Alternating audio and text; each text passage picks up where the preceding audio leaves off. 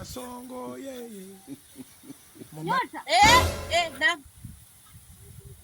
Huko unanipeleka wapi? Sasa si ndo tunaenda kwenye hili pole ili tukamalize mambo yetu sasa. Hivi labda. Yaani mimi ukiniangalia kwa aji yangu kweli mimi wa kunipeleka huko kwenye hilo pole. Hamna, kuna sababu. Haya, hizo sababu nataka unitajie sababu za kunifanya mimi nipeleke kwenye hilo pole. Pole.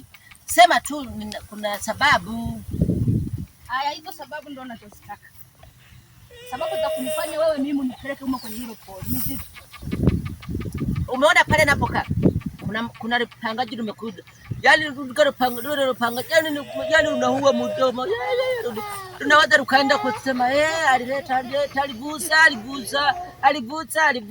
Ndio maana kaona bora tuje humo penyewe hamna hata kelele, hamna wapangaji humo, wapangaji ni mimi na wewe. Yaani kwanza yote ninakushukuru. Oh, yote unaniona kama mimi mtoto mdogo sana, si ndio? Hamna, ni mkubwa. Urakutse? Ni mkubwa. Haya, mimi mkubwa. Kwa hiyo Nyota ulipokuwa unanileta kwetu huku, mimi nikasema kama ngoja. Kwa sababu mimi najua Nyota. Umeoa wewe, nyumbani kwako huwezi kunipeleka. Ndio maana ulipokunileta kote kule, umenileta wewe mpaka hapa. Nilikuwa nataka nijue. Unaweza kunipeleka nyumbani kwa sababu mimi najua umeoa kabisa Nyota.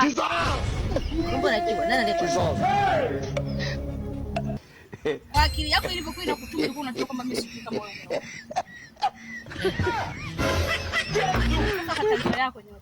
Mimi najua kwamba umeoa na una mke. Ila tu cha kukushauri, naomba ukae kwenye ndoa yako utulie. Acha uwe uzinifu, acha kabisa utulie kwenye ndoa yako, mtunze mke wako. Sasa wewe yaani mwezi tu haujaisha kwenye ndoa umeshaanza kumchiti mke wako. Kweli hiyo ndoa itadumu kweli? Sijajua kama itadumu kweli, simenya kweli. Nyota, mimi cha kukushauri wewe, kaa kwenye mji wako, mtunze mke wako. Acha umalaya, utakuponza.